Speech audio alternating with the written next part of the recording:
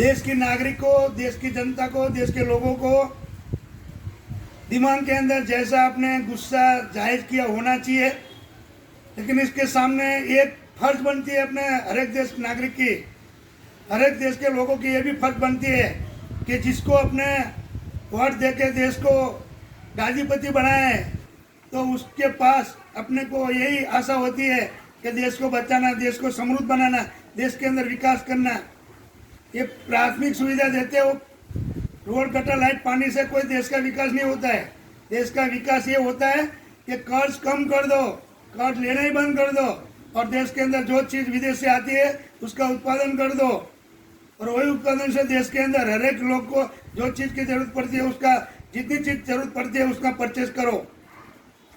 अब मैं ये बता रहा हूँ कि मैं गुजरात का हूँ, लोक कल्याण पार्टी का प्रेसिडेंट, राष्ट्रीय अध्यक्ष परसोत्तम भाई पटेल। अरे मैं ये बोल रहा हूँ, मेरे गुजरात के अंदर लोकपाल बिल जो लोकायुक्त है, लोकायुक्त 1.5 साल से खाली पड़ा है। लोकायुक्त के अंदर जो पदाधिकारी है वो है नहीं, 1.5 साल से खाली पड़ा है। अभी यही राष्ट्रीय सरकार ने, जिसको 2010 में माननीय श्री अमित शाह राष्ट्रीय गृह मंत्री है, उसको शर्ती जमानत पे छोड़ दिया था, वही हाई कोर्ट के जज साहब है जिसका नाम है आर.एच. शुक्ल। आर.एच. शुक्ल साहब खुद जज है और रिटायर्ड जज है और उनको ही लोकपाल का पदाधिकारी बना रहे हैं, उसका नियुक्त किया हुआ है, नियुक्त की हुई उसकी। तो क्या वो गुजरात का लोगों की सेवा कर पाएगा? क्या ये अमित शाह का रिमोट से वो कठपुतली बनकर रहेगा? ऐसा नहीं होना चाहिए। लोकपाल बिल और लोकायुक्त अधिकारी ऐसा होना चाहिए निष्पक्ष, किसी की नहीं सुनना चाहिए, खुद के मन के, खुद का कायदे के अनुसार जो रूल्स में आता है वो करना चाहिए। तो आपको क्या कोई ऐसा जज नहीं मिला है कि जो आपको छुड़वाया, जो शर्ती जमानत पर छुड़वाया, उसको ही आप लोकायुक्त पद पे बैठा रहे हो गुजरात के अंदर?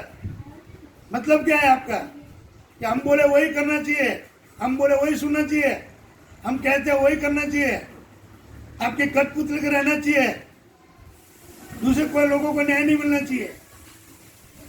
लोकायुक्त में क्या होता है? सबको न्याय, समांतर न्याय मिलना चाहिए।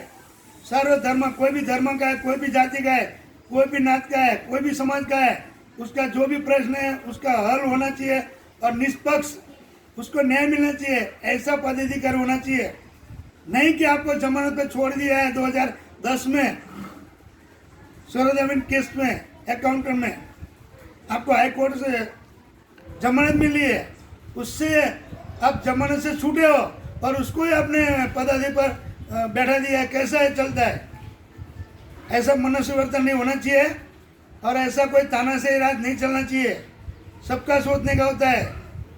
आप बोल रहे हो सबका साथ सबका विकास, किसका साथ दिया आपने? अन्याय का, भ्रष्टाचार का, भय का, भूख का?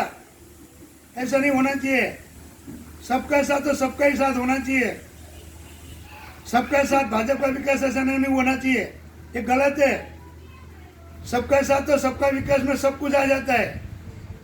तो आप जरा ध्यान दीजिए, ऐसा मत सोचिए कि गुजरात में बोलता है बोलने दो, करता है करने दो, अपनी मर्जी से अपने जो करेंगे वही फाइनल।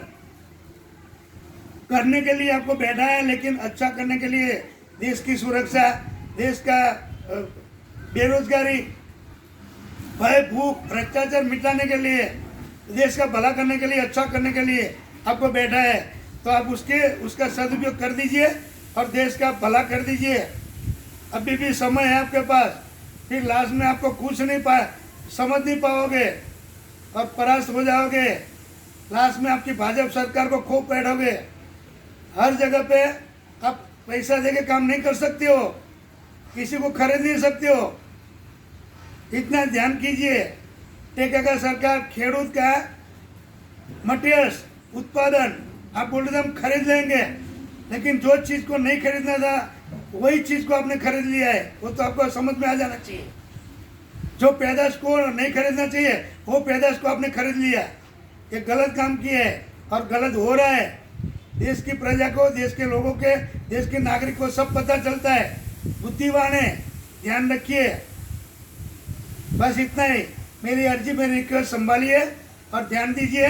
और लोगों को भी बोल रहा हूँ कि उनकी आंखें खोल दीजिए, उसका दिमाग में अंदर जो है भूसा भरा है वो है खुद का, वो निकाल दीजिए।